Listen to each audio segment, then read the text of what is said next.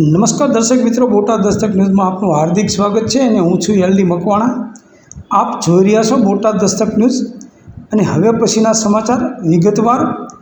દર્શક મિત્રો, આપ જોઈ રહ્યા છો એ અનુસૂચિત જાતિના લોકોની બારાત નીકળી છે અને આ બારાતીઓમાં બારાતીઓ ઓછા અને પોલીસ વધારે છે।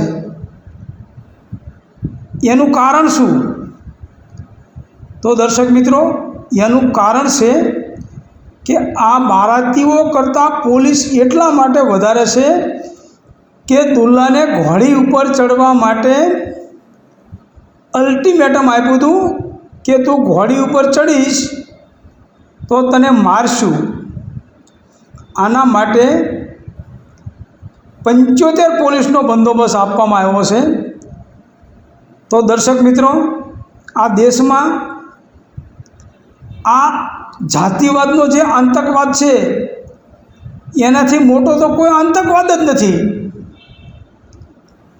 પહેલગામમાં 26 લોકોના કે 28 લોકોના આતંકવાદમાં મોત થયા, એનું રજે રજનું દુઃખ છે। પરંતુ આ તો રોજે કટકે રોજે 2-3 મોત થાય છે। એનું શું? એ બાબતે તો કોઈ જવાબ પણ દેતા નથી। જય ભીમ બોલવા માટે પણ માર પડે છે, આંબેડકરનું નામ લેવામાં પણ માર પડે। તો દર્શક મિત્રો, આ દેશમાં આ જે જ્ઞાતિનો જે આતંકવાદ છે, જ્ઞાતિવાદનો જે આતંકવાદ છે, એ જ્ઞાતિવાદના આતંકવાદમાં ખરેખર કડકમાં કડક સજા થવી જોઈએ। જ્યારે જ્યાં ભાજપની સરકાર છે ત્યાં તો કોઈ પણ જાતની સજા જેવું છે જ નહીં, એટ્રોસિટીની ફરિયાદ પણ લેવામાં આવતી નથી, એવા સમાચાર મળે છે।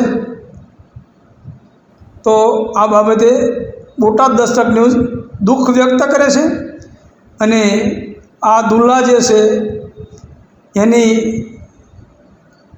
જે દુલ્હાને ઘોડી ઉપર બેસવા માટેની ધમકી આપી હતી એ બાબત પણ ખેદ વ્યક્ત કરે છે। બોટાદ દસ્તક ન્યૂઝ, એલડી મકવાણા, બોટાદ।